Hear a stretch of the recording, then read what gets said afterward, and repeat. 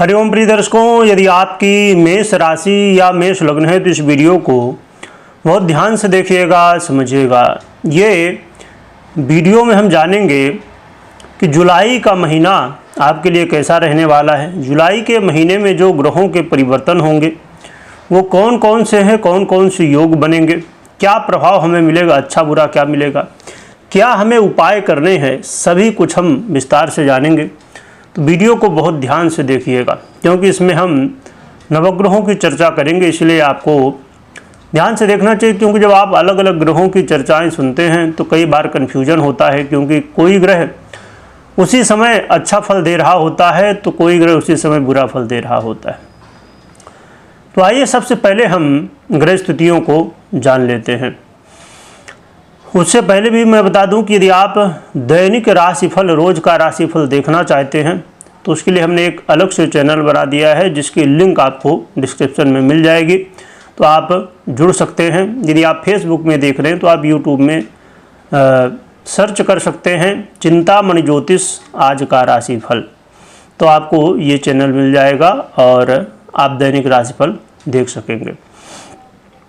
आइए सबसे पहले हम गृहस्थितियों की बात कर लेते हैं। गृहस्थितियों की बात करें तो सूर्य का परिवर्तन 16 जुलाई को कर्क राशि में हो जाएगा और ये परिवर्तन जब होगा तो साथ में बुध भी आने वाले समय में गोचर कर ही रहे हैं। तो जैसे ही इनका गोचर बदलेगा वैसे ही बुधादित्य योग बन जाएगा।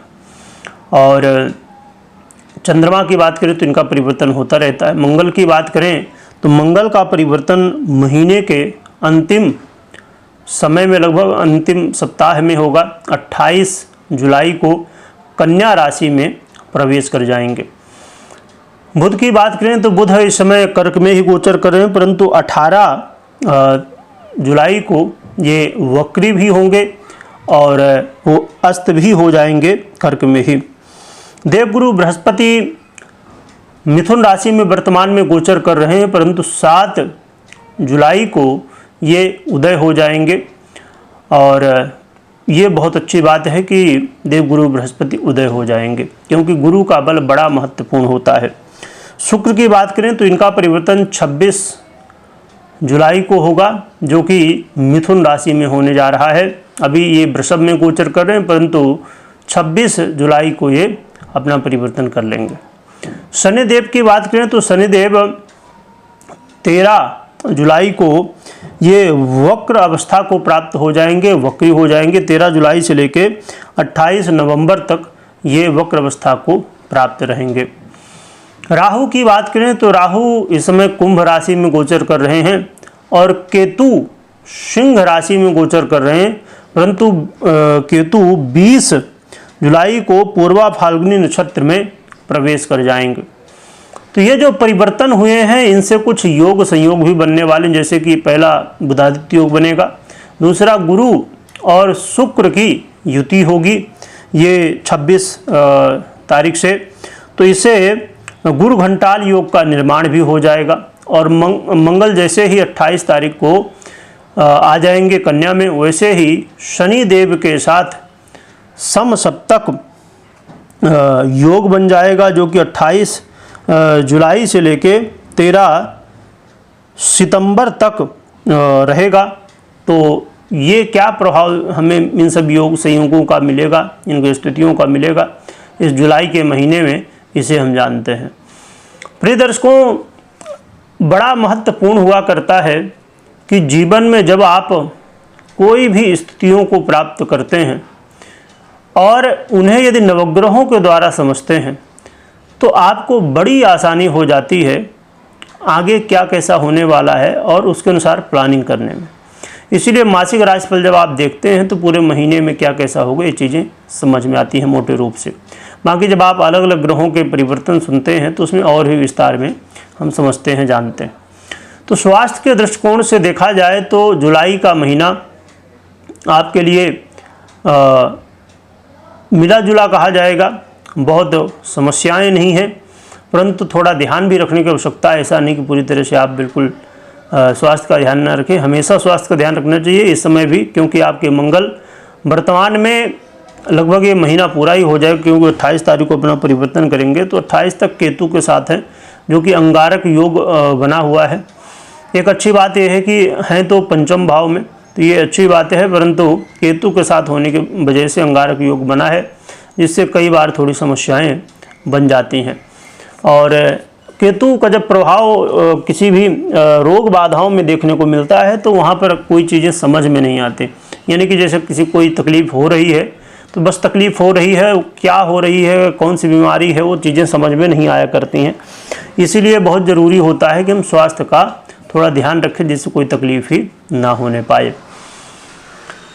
विद्यार्थियों को देखा जाए तो विद्यार्थियों के लिए बहुत सावधानी की आवश्यकता है, क्योंकि इस समय मंगल यहाँ पर गोचर कर रहे हैं, परंतु उस केतु के साथ हैं, राहु की भी दृष्टि है, जिसकी वजह से थोड़ी समस्याएं कई बार देखने को मिलेंगी।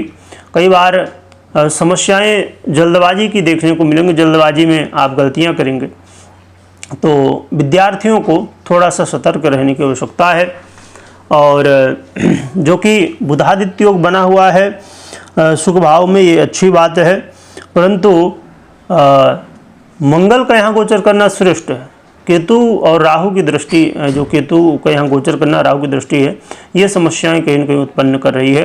तो आपको थोड़ा सा सावधान रहना चाहिए, अपना मन स्थिर रख के आप अच्छा ये होगा कि बढ़िया ध्यान वगैरह करें, तो ये आपके लिए मन के लिए अच्छा रहेगा, शांति जिससे मिले और आपका मन यहाँ वहाँ ना भटके। लव पार्टनर के लिए विद्यार्थियों से भी ज़्यादा ज़रूरी है कि सावधान रहें। विद्यार्थियों के लिए तो एक बार ये है कि मंगल हैं, लग्नेश हैं, तो एक बार ठीक है, परंतु जो लव लाइफ में हैं उनके लिए बहुत महत्वपूर्ण है, क्योंकि ऐसे में राहु और केतु का जब प्रभाव ऐसे में बढ़ जाता है, तो व्यक्ति बहुत ज़्यादा लव लाइफ से दूर होने की कोशिश करता है, शंकाएँ होती हैं, आरोप प्रत्यारोप होता है, लड़ाई झगड़े होने शुरू हो जाते हैं। तो आपको बहुत ज़रूरी है कि लव लाइफ में सतर्कता बरतें, जो कि एक प्लस पॉइंट भी है कि शुक्र आपके इस समय स्वयं की राशि में है। ये बहुत अच्छी बात है, क्योंकि शुक्र का सपोर्ट आपको मिल रहा है। वैसे तो ये शुक्र स्वराशि के हैं और आपके दूसरे भाव में बैठे हुए हैं वर्तमान में, तो ये अच्छी बात है, ये प्लस पॉइंट है, परंतु माइनस पॉइंट बहुत गंभीर है, इसलिए आपको थोड़ा सतर्क रहना चाहिए। जो कि ऐसा नहीं कहा जा सकता कि पूरी तरह से अलगाव ही हो जाए, परंतु संभव है आगे चल के इनका प्रभाव बढ़े। हम बात करें दाम्पत्य जीवन, मैरिज लाइफ की, तो दाम्पत्य जीवन की स्थितियाँ ठीक हैं। दाम्पत्य जीवन में जो समस्याएं थी वो दूर होती हुई दिखाई देंगी और बढ़िया है। जब तक शुक्र का परिवर्तन खासकर 26 तारीख को नहीं होता है, तब तक स्थितियाँ बहुत बढ़िया हैं। और मंगल का भी परिवर्तन 28 तारीख को होगा, तो भी कोई बहुत समस्या की बात नहीं। तो देखा जाए तो ये जो गोचर काल है, तो लव लाइफ के लिए अच्छा है। जुलाई का महीना जो है, ये क्षमा करिएगा, दाम्पत्य जीवन के लिए अच्छा समय है। मैरिज लाइफ के लिए तो मैरिज लाइफ में कोई चिंता की बात नहीं है। जो व्यापारी हैं, व्यापारियों को भी धन लाभ की स्थितियाँ देखने को मिलेगी। धन से जुड़ी हुई समस्याएं दूर होंगी और आपके जीवन में, आपके व्यापार में कहा जाए कि एक वृद्धि का समय है, व्यापार को आगे बढ़ाने का समय है, व्यापार में लाभ लेने का समय है, तो बहुत बढ़िया है व्यापार के लिए। फिर हम बात कर लेते हैं करियर की। तो करियर की स्थितियाँ बहुत अच्छी कही जाएंगी, क्योंकि यहाँ बुधादित्य योग भी बनने जा रहा है आपके सुख भाव में, सीधे यहाँ दृष्टि होगी इनकी, तो बहुत ही अच्छा है। बल्कि कहा जाए कि ग्रोथ का समय है करियर में, आप ग्रोथ कर पाएंगे अपने करियर में। आपको यदि कोई रुकावटें आ रही थी, खासकर यदि कोई डॉक्यूमेंट से रिलेटेड कोई प्रॉब्लम थी, या सरकारी क्षेत्र से जुड़ी हुई नौकरी करते हैं, जॉब करते हैं, वहाँ कोई यदि दिक्कतें आ रही थी किसी तरह की, तो ये चीज़ें ठीक हो सकती हैं और करियर में ग्रोथ देखने को मिल सकती है। तो बहुत ही अच्छा है समय ये जुलाई का महीना। बस थोड़ी बहुत समस्याएं हैं, इनका आप ध्यान रखें। क्या उपाय करना चाहिए जिससे हमें पॉजिटिव परिणाम देखने को मिले जुलाई के महीने में? तो सबसे ज़्यादा ज़रूरी है कि आप हनुमान जी की आराधना करिए, जिससे आपके जीवन में आ रही समस्याएं दूर होंगी और आपके जीवन में एक बड़ी महत्वपूर्ण स्थिति आदत आपको बना लेनी चाहिए कि हर दिन संभव हो तो बहुत बढ़िया, नहीं तो बीच बीच में जब भी मौका मिले गौ माता को चारा खिलाइए, गौ माता की भी सेवा करिए हनुमान जी की आराधना के साथ में। तो जुलाई के महीने में बहुत ही बढ़िया रहेगा, ये पॉजिटिव परिणाम देने वाला ये उपाय रहने वाला है। तो आप ये उपाय कर सकते हैं। परंतु मैं हमेशा कहा करता हूँ, यदि कभी भी कोई भी निर्णय आपको लेना है तो अपनी पर्सनल कुंडली विश्लेषण करने के बाद ही निर्णय लीजिए। मात्र आपको इस गोचर के आधार पे ही निर्णय नहीं लेना है, आपको पर्सनल कुंडली विश्लेषण बहुत जरूरी, क्योंकि देखिए ये आधा प्रभाव देता, आधा आपकी कुंडली, दोनों को जब देखेंगे तभी आप निश्चित कर पाएंगे कि हाँ क्या आपको फल मिलने वाला है।